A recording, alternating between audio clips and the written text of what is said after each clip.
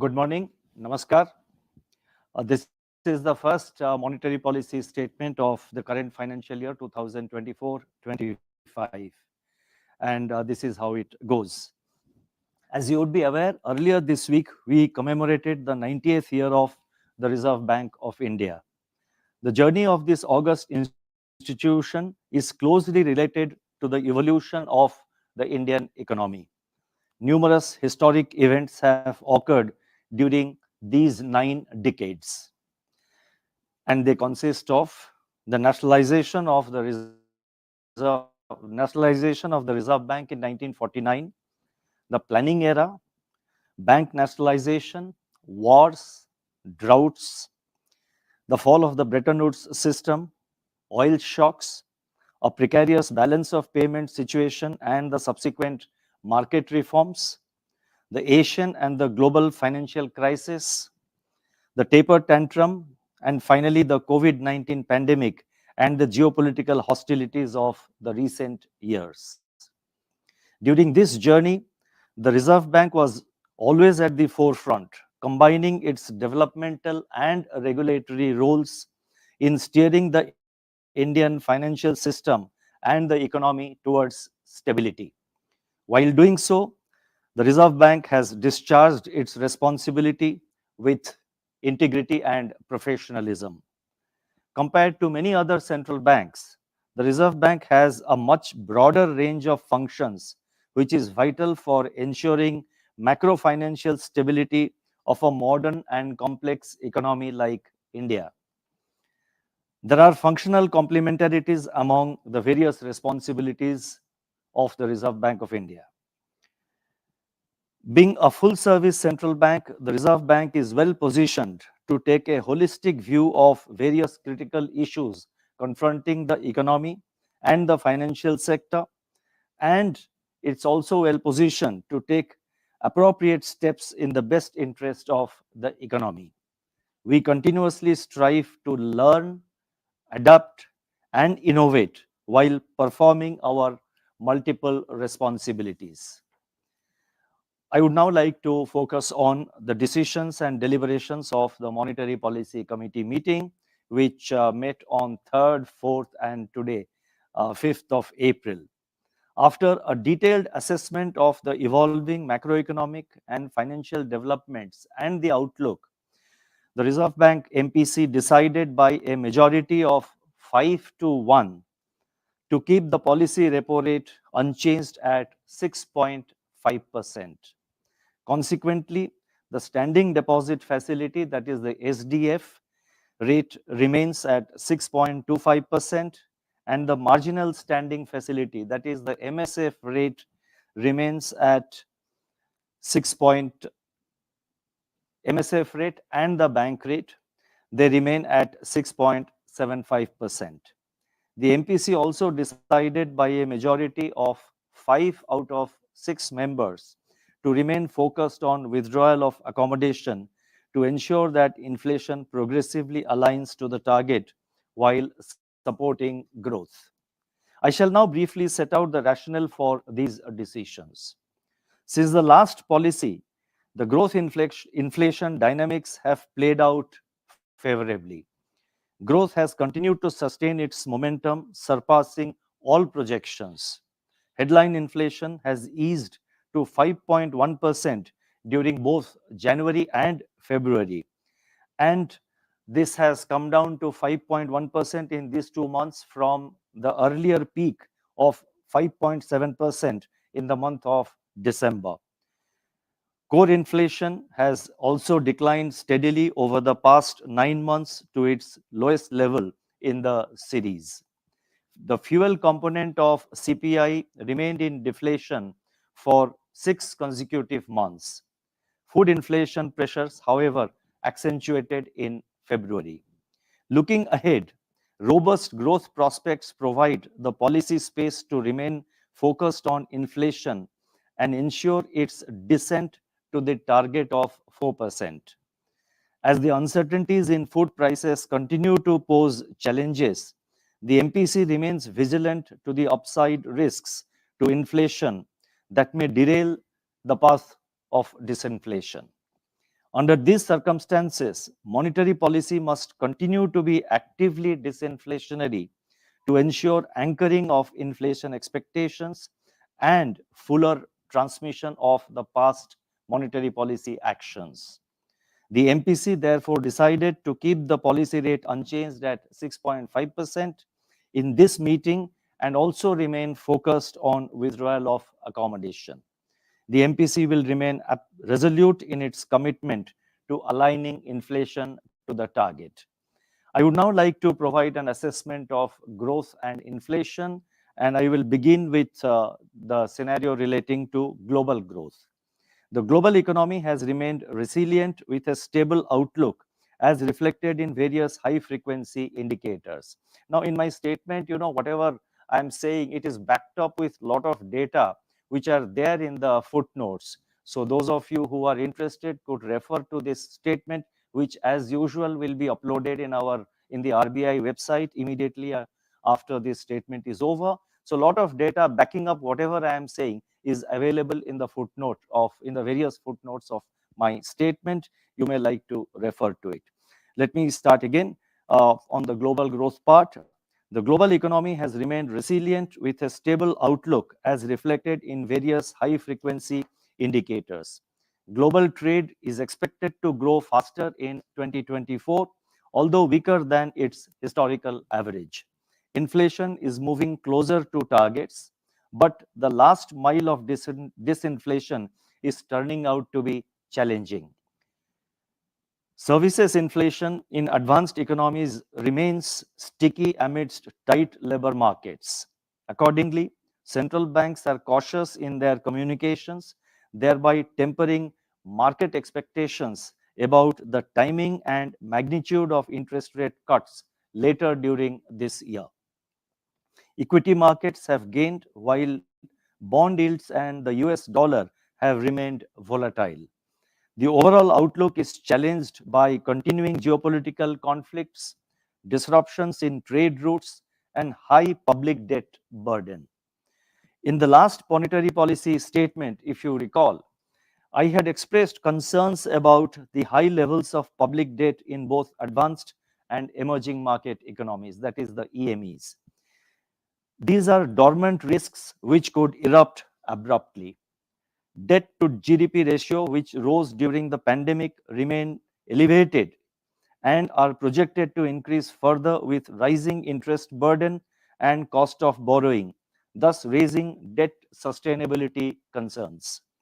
Worsening debt situation in advanced economies, in particular, can generate spillovers for the emerging market economies in the form of swings in capital flows and volatility in financial markets. The emerging market economies with rising levels of public debt in particular would be vulnerable to these spillover effects. Credible fiscal consolidation plans, particularly in major advanced economies, focusing on growth enhancing investment would be necessary to address this challenge, not only for themselves, but also, I think, for the overall global economy. India, however, presents a different picture on account of its fiscal consolidation and faster GDP growth. Turning to domestic growth, the domestic economic activity continues to expand at an accelerated pace, supported by fixed investment and improving global environment. The second advanced estimates placed the real GDP growth at 7.6% for 2023-24, the third successive year of 7% or higher growth. From the supply side, industrial activity led by manufacturing continued its momentum. The Purchasing Managers Index, that is PMI for manufacturing, displayed a sustained expansion in both February and March, touching a 16-year high in the month of March. Services sector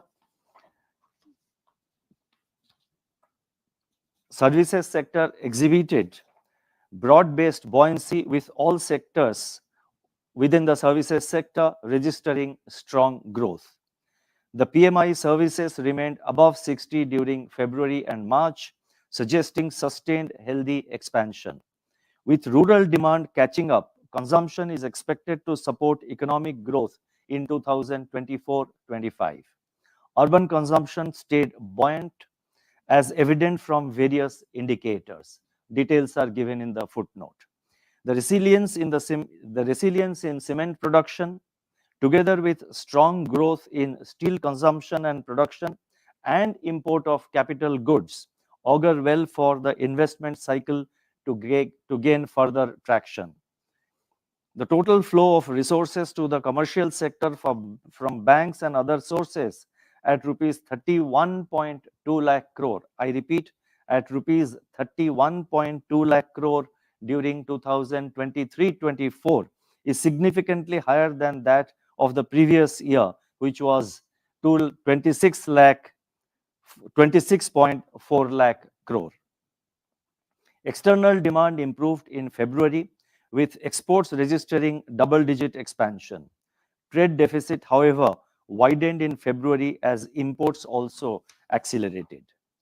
Going forward, the outlook for agriculture and rural activity appears bright, with good Rabi wheat crop and improved prospects of Kharif crops due to expected normal southwest monsoon.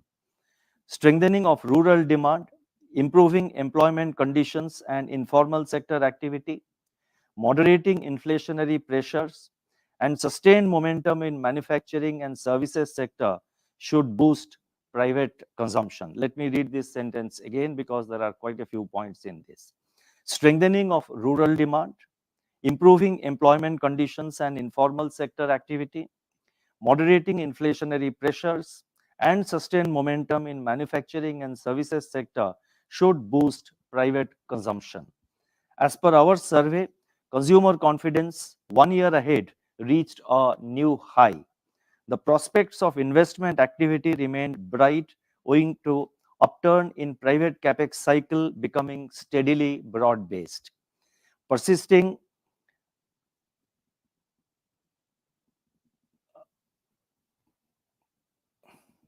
let me just rephrase it. The prospects of investment activity remain bright owing to upturn in private capex cycle becoming steadily broad-based, persisting and robust government capital expenditure, healthy balance sheets of banks and corporates, and rising capacity utilization, and finally strengthening business optimism as reflected in our surveys. I think the sentence is a bit long. It's better that I read it out again for greater clarity. And sorry about that, but I think it provides greater clarity. The prospects of investment activity remain bright owing to upturn in private capex cycle becoming steadily broad-based, persisting and robust government capital expenditure, healthy balance sheets of banks and corporates, rising capacity utilization, especially in the manufacturing sector, and strengthening business optimism as reflected in our surveys. Improving global growth and trade prospects, coupled with our rising integration in global supply chains, are expected to propel external demand for goods and services. The headwinds from protracted geopolitical tensions and increasing disruptions in trade routes, however, pose risks to the overall outlook. Taking all these factors into consideration, the real GDP growth for the current financial year 2024-25, which started on 1st April, the real GDP growth for 24-25 is projected at 7%, with Q1 at 7.1%, Q2 at 6.9%, and both Q3 and Q4 at 7% each. The risks are evenly balanced. Turning to inflation, food price uncertainties continue to weigh on the inflation trajectory going forward. A record Rabi wheat production would help temper price pressures and replenish the buffer stocks. As you would recall, the buffer stocks had slightly dipped, but I think the record Rabi production of wheat is expected to replenish whatever depletion had taken place.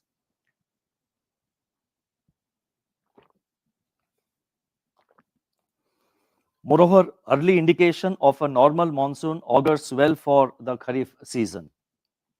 International food prices also remain benign. The tight demand-supply situation in certain categories of pulses and the production outcomes of key vegetables warrant close monitoring, especially in the background of the forecast of above normal temperatures in the coming months.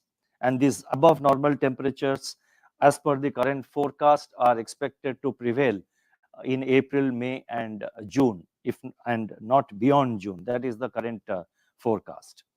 Frequent and overlapping adverse climate shocks pose upside risks to the outlook on international and domestic food prices. Cost push pressures faced by firms are seeing an upward bias after a period of sustained moderation. Deflation in fuel is likely to deepen in the near term, following the cut in LPG prices in the month of March. Notwithstanding the cut in petrol and diesel prices in mid-March, the recent uptick in crude oil prices, especially in the recent few days, they need to be very closely monitored. Continuing geopolitical tensions also pose upside risk to commodity prices and supply chains. Assuming a normal monsoon next year, CPI inflation for, when I say normal monsoon for next year, I mean the current year 24-25. CPI inflation for the current year 24-25 is projected at 4.5%. I repeat, CPI inflation for the current year 24-25 is projected at 4.5%, with Q1 at 4.9%, Q2 at 3.8%, Q3 at 4.6%, and Q4 at 4.5%. The risks are evenly balanced.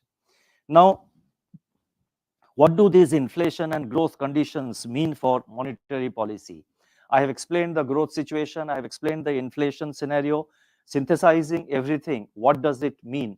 What implications it has for monetary policy? And that is precisely what I would like to explain now. Inflation has come down significantly but remains above the 4% target. Food inflation continues to exhibit considerable volatility, which is impeding the ongoing disinflation process. High and persistent food inflation could unhinge anchoring of inflation expectations, which is underway. Our ongoing effort is to ensure fuller transmission of policy actions and anchoring of household inflation expectations. The strong growth momentum, together with our GDP projections for 24-25, give us the policy space to unwaveringly focus on price stability. Now, 2 years ago, around this time, when CPI inflation had peaked at 7.8% in April 2022, the elephant in the room was inflation. The elephant has now gone out for a walk and appears to be returning to the forest. We would like the elephant to return to the forest and remain there on a durable basis. In other words, it is essential in the best interest of the economy that CPI inflation continues to moderate and aligns to the target on a durable basis. Till this is achieved, our task remains unfinished. The success in the disinflation process so far should not distract us from vulnerability of the inflation trajectory to the frequent incidence of supply side shocks. Our effort is to ensure price stability on an enduring basis, paving the way for sustained period of high growth. I would now like to turn to the aspect of liquidity and financial market conditions. In the February monetary policy statement, if you recall, I had mentioned that liquidity conditions were driven by exogenous factors which were likely to correct in the foreseeable future. Liquidity conditions eased during February and March in the wake of increased government spending, Reserve Bank's market operations, and the return leg of US dollar and Indian rupee sale by swap auction, which had been done earlier in 2022. In particular, Liquidity situation improved in March with system liquidity turning intermittently surplus in the first half of the month. In these circumstances, the Reserve Bank conducted 14 fine-tuning variable rate repo operations, that is VRRR operations during February and early March to absorb intermittent surplus liquidity. Anticipating the seasonal tightening of liquidity at end March, the Reserve Bank injected liquidity through variable rate, that is VRR operations, both main and fine-tuning operations. Consequently, the average borrowings under the MSF window moderated.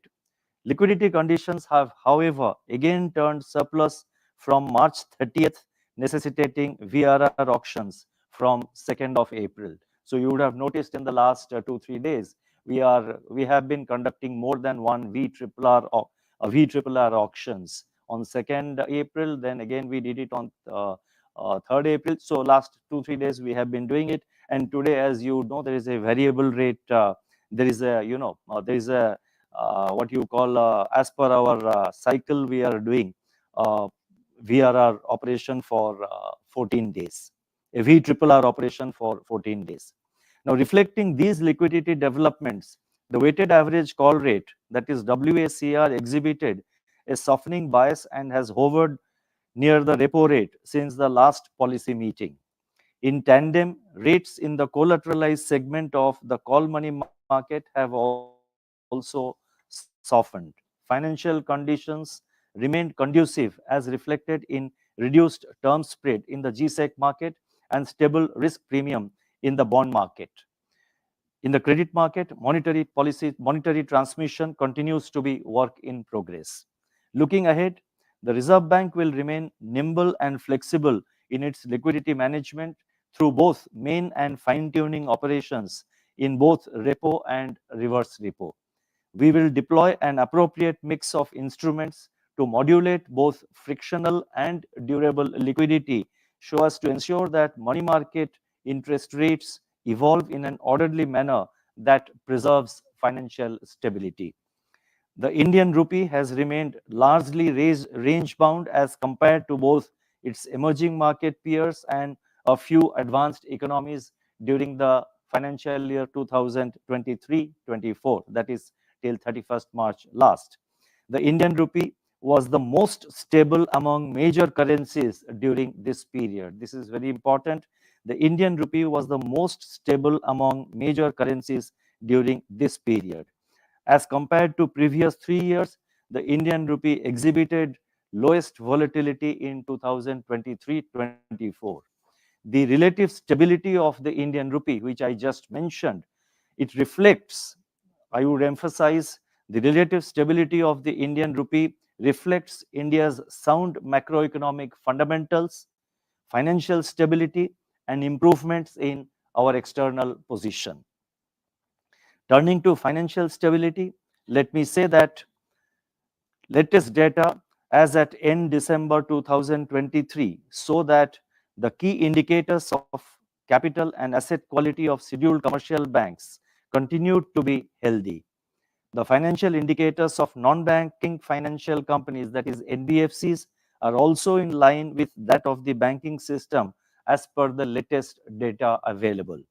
Let me emphasize let me emphasize here that banks, NBFCs, and other financial entities must continue to give highest priority to quality of governance and adherence to regulatory guidelines. Financial sector players, by and large, operate with public money, be it of depositors in banks and select NBFCs or investors in bonds and other financial instruments. They should always be mindful of this aspect. The Reserve Bank will continue to constructively engage with financial entities in this regard. It needs to be recognized that financial stability is a joint responsibility of all stakeholders. The Reserve Bank has also been engaging with the regulated entities and various stakeholders for simplifying its regulations and reducing compliance burden. As part of this endeavor, The recommendations of the Regulations Review Authority RRA 2.0 constituted by the Reserve Bank have been largely implemented. The RRA 2.0 has set a new benchmark for meaningful engagement between the regulator and the regulated entities. Moving further in the same direction, internal review groups within RBI were formed in 2023 to rationalize, simplify, and remove obsolete regulations and streamline the reporting mechanism. In pursuance of the recommendations of the RRA 2.0, that is the Regulations Review Authority, which was constituted by the RBI. So, in pursuance of the recommendations of the RRA 2.0 and the internal review groups which we constituted in 2023, more than 1,000 circulars have been withdrawn. A master direction for rationalizing and harmonizing supervisory returns has also been issued. The Reserve Bank will continue to follow a consultative approach and undertake review of regulations in line with the evolving financial landscape. Turning to external sector, during the first 3 quarters of 23-24, India's current account deficit narrowed significantly on account of a moderation in merchandise trade deficit, coupled with robust growth in services exports and strong remittances. India's merchandise and services exports have grown at a healthy pace in the fourth quarter of 23-24. India continues to be the largest recipient of remittances in the world. The cost of receiving remittances is gradually coming down. Overall, the current account deficit for 2024-25 is expected to remain at a level that is both viable and eminently manageable. On the external financing side, India's foreign portfolio investment, that is FPI flows, saw a significant turnaround in 23-24. Net FPI inflows stood at 41.6 billion US dollars during 23-24, as against net outflows in the preceding 2 years, which were in the order of 14.1 billion outflow in 21-22 and 4.8 billion outflow in 22-23. This is the second highest level of FPI inflow after 23-24. Net foreign direct investment moderated to US dollar 14.2 billion in April January 23-24 from 25 billion a year ago. External commercial borrowings, that is the ECBs, and non-resident deposits recorded higher net inflows compared to the previous year. The amount of ECB agreements also grew markedly in 2023-24 up to February 24. Now, all this data is given, details are given in the footnote. India's foreign exchange reserves reached an all-time high of 645.6 billion US dollars as of March 29th this year, March 29, 2024. I repeat, India's foreign exchange reserves reached an all-time high of 645.6 billion as of March 29, 2024. Latest data on various external vulnerability indicators suggest improved resilience of India's external sector. We remain confident of meeting our external financing requirements comfortably. Now, talking about the forex reserves, I recall that in 2021, our forex reserves had also reached 642 plus billion US dollars.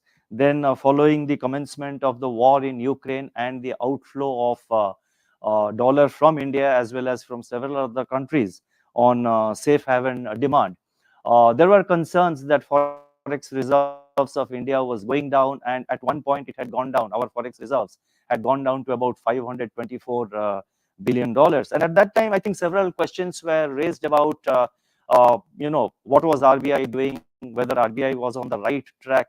If you recall, at that time, we had very clearly assured that the decline in forex reserves was partly due to, the change in valuations of our assets, and also partly due to our intervention in the market to ensure an orderly depreciation of the rupee, which is a part of our policy, ensuring orderly depreciation or orderly appreciation. And we had that time very clearly and firmly stated that we are using our forex reserves in a very judicious manner.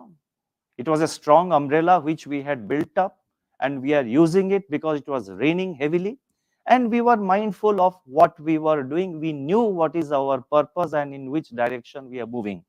And as you would see, now the reserves have again risen, and they stand at an all-time high of 642.6 billion US dollar, 645 point, not 642, sorry, 645.6 billion as of 29th March. So, this is one area on which the Reserve Bank remains committed.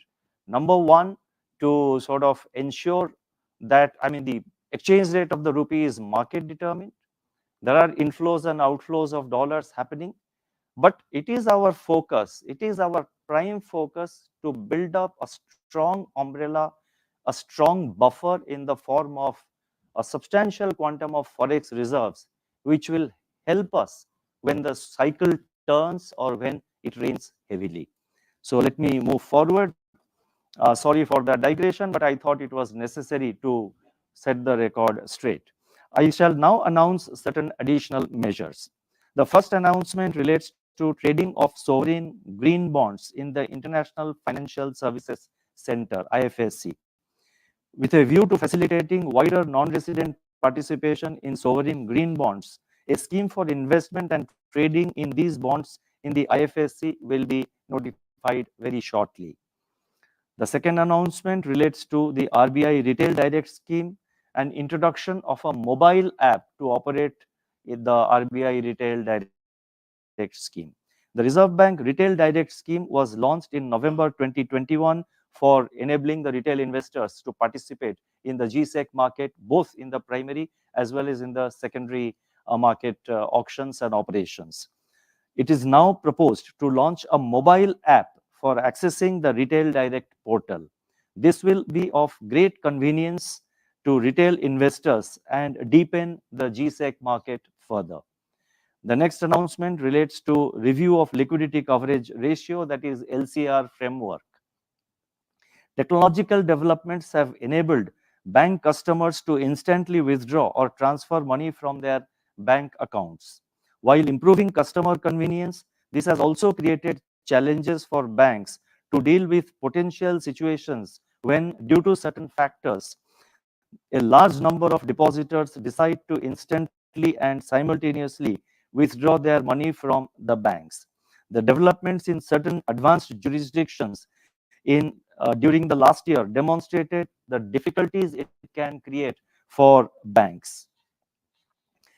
Uh, the difficulties it can create for banks to deal with such situations when there is heavy outflow of heavy outflow or transfer of deposits. And this happens only if that particular bank is in an acute stress. It's not a normal thing which happens, but then the banks will have to remain prepared for all eventualities.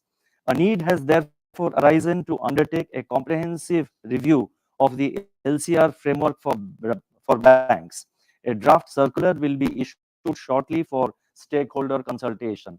Our approach is to have a balanced approach, and as I said a little while ago, we follow consultative approach. So therefore, the draft circular will enable the stakeholders and the banks to give their views and opinions and suggestions, which will be taken into consideration by the Reserve Bank before arriving at a final decision.